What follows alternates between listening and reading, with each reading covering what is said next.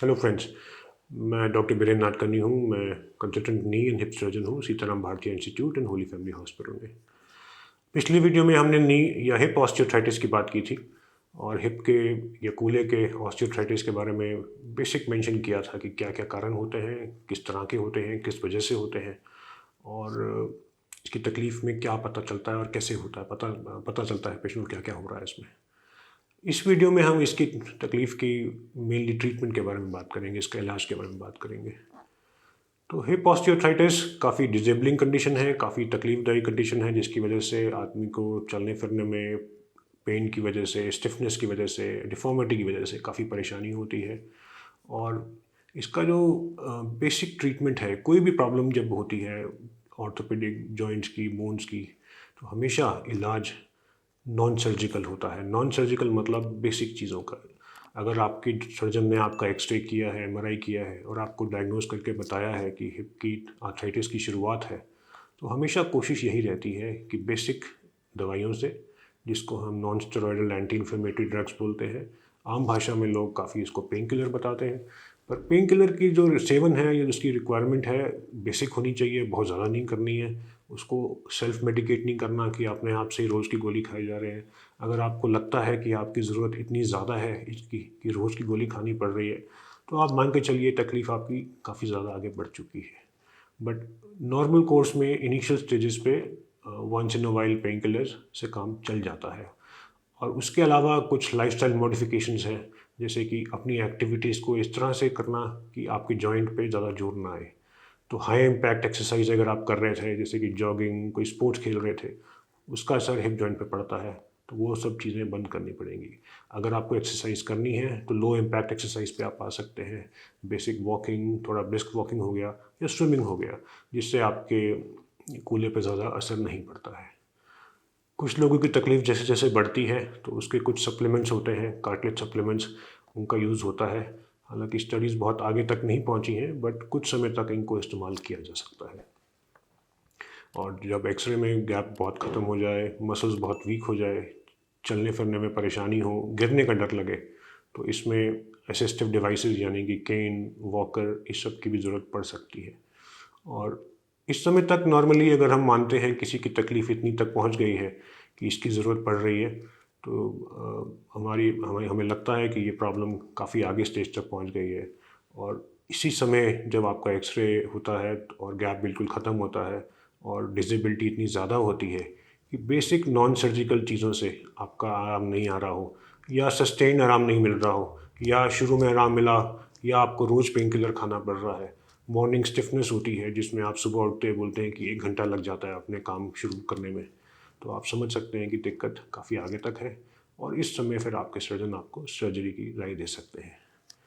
Surgery में hip replacement सबसे आगे आता है और सबसे सुखदायी और सबसे आराम देने वाला ऑपरेशन है, जिसमें आपको पता है कि हिप जॉइंट जो है बॉल एंड सॉकेट जॉइंट है।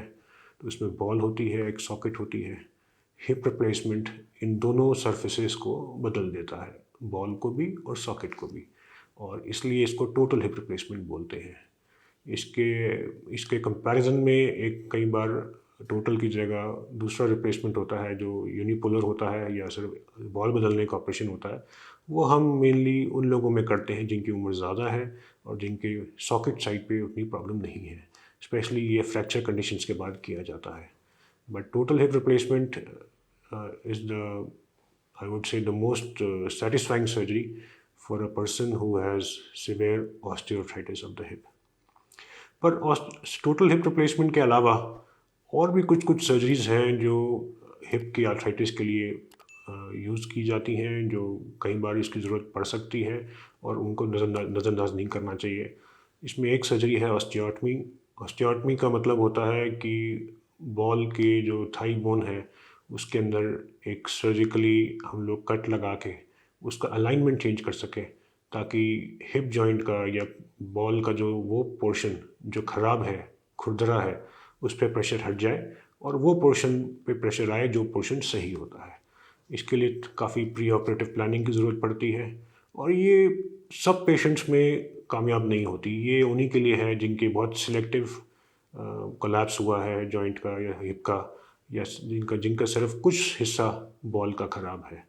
नॉर्मली हिप ऑस्टियोआर्थराइटिस के जो पेशेंट होते हैं उनका काफ़ी कॉन्फ्लुएंट कोलैप्स होता है, काफ़ी हद तक पूरे चारों सेक्शन, चारों क्वाड्रेंट्स में दिक्कत होती है। तो ऑस्टियोटमी उन लोगों के लिए नहीं बनाई गई है, उसमें फिर टोटल हिप रिप्लेसमेंट की ही ज़रूरत पड़ती है। एक और सर्जरी है जिसका आज नाम नहीं लिया जाता, जिसको हम सरफेस रिप्लेसमेंट बोलते हैं या रीसर्फेसिंग बोलते हैं। बॉल पूरी रिप्लेस करने की जगह ये बॉल के सिर्फ सरफेस को रिप्लेस करती है, पर इसकी इंडिकेशंस, इसकी जो ज़रूरत है बहुत कम लोगों में होती है। ये नॉर्मली ऑपरेशन प्राइमरी ऑस्टियोआर्थराइटिस के लिए सूटेड है और हमारे पेशेंट्स मोस्टली इस तरह के नहीं होते हैं जिसमें ये इंडिकेटेड हो। पर बहुत शुरुआत की स्टेज में जिनका प्राइमरी ऑस्टियोआर्थराइटिस है, जिनकी बॉल में कोलैप्स नहीं हुआ है, बॉल बिल्कुल गोलाई में है, उनको लिए ये कंसिडर की जा सकती है। पर इसके रिजल्ट्स उन्हीं लोगों के लिए हैं जिनकी ये प्रॉब्लम बहुत सूटेड है इस ऑपरेशन के लिए। तो क्या उम्मीद कर सकते हैं रिकवरी की रिप्लेसमेंट के बाद?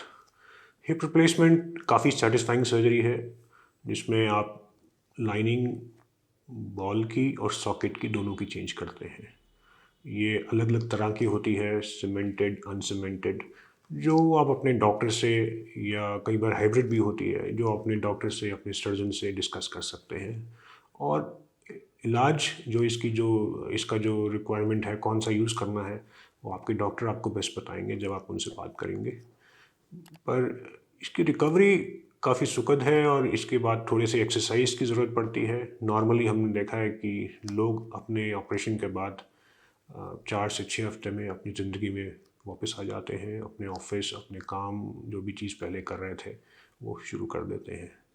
और इसकी एक्सरसाइज की रिक्वायरमेंट सिर्फ इतनी है कि जो भी नया जॉइंट डला है उसके आसपास की मांसपेशियों को आप अपना एक्टिव रखें, अपने थेरेपिस्ट के देखरेख में रहें। और वही एक्सरसाइज प्रोग्राम ऐसा है जो आप होम थेरेपी, चाहे सुपरवाइज हो चाहे अनसुपरवाइज हो, उसके साथ आप चला सकते हैं।